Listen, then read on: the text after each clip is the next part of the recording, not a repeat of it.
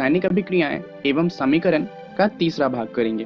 तो चलिए जानते हैं कि इस वीडियो में हम क्या क्या जानने वाले हैं।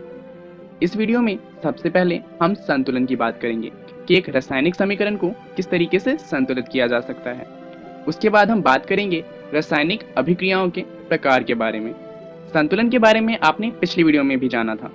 इस वीडियो में हम संतुलन के लिए एक और उदाहरण लेंगे ताकि संतुलन को और अच्छे से समझ सकें। तो चलिए उदाहरण लेते हैं लोहे की जल के साथ प्रतिक्रिया का। लोहा यानी कि फेरस जब जल के साथ अभिक्रिया करता है तो लोहे का ऑक्साइड बनाता है, जिसका सूत्र होता है Fe3O4। इसके साथ साथ हमें हाइड्रोजन गैस भी मिलती है। तो चलिए हम इसी समीकरण को संतुलित करेंगे।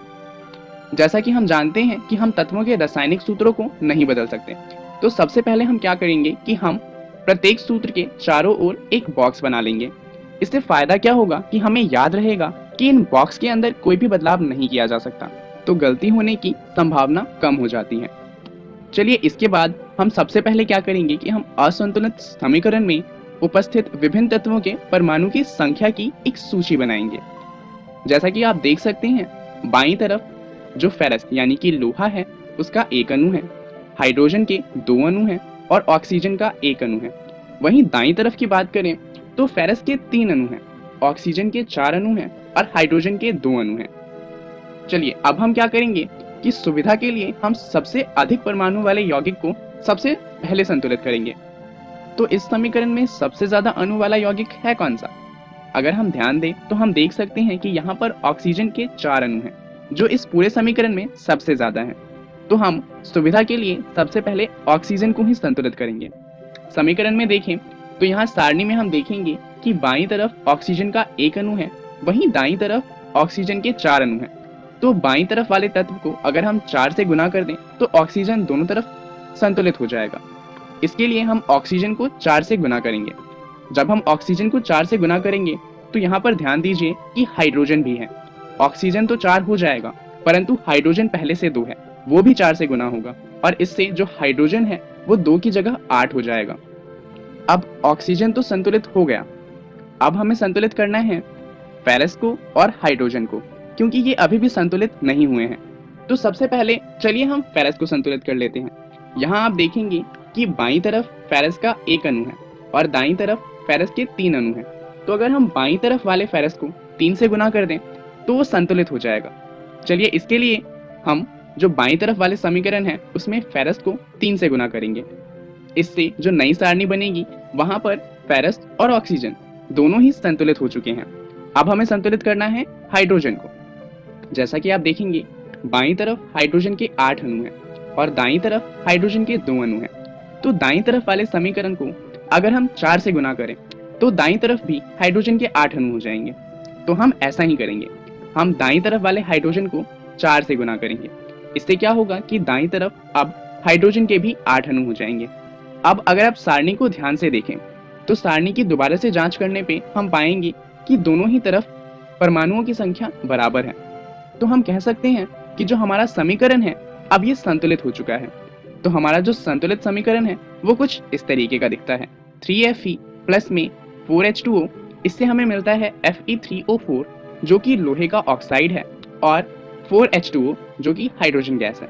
तो अब समीकरण तो संतुलित हो चुका है, परंतु अब बात आती है कि क्या कोई ऐसा तरीका है जिससे जो हमारा रासायनिक समीकरण है उसको और अधिक सूचनापूर्ण बनाया जा सके? क्या हम ऐसा कुछ कर सकते हैं जिससे वो हमें और ज्यादा सूचना प्रदान करे? एक तरीका तो ये है कि जो हमारा रासायनिक समीकरण है उसके अंदर हम अभिकारक तथा उत्पाद की भौतिक अवस्था को भी दर्शाएं। ये हम किस तरीके से कर सकते हैं?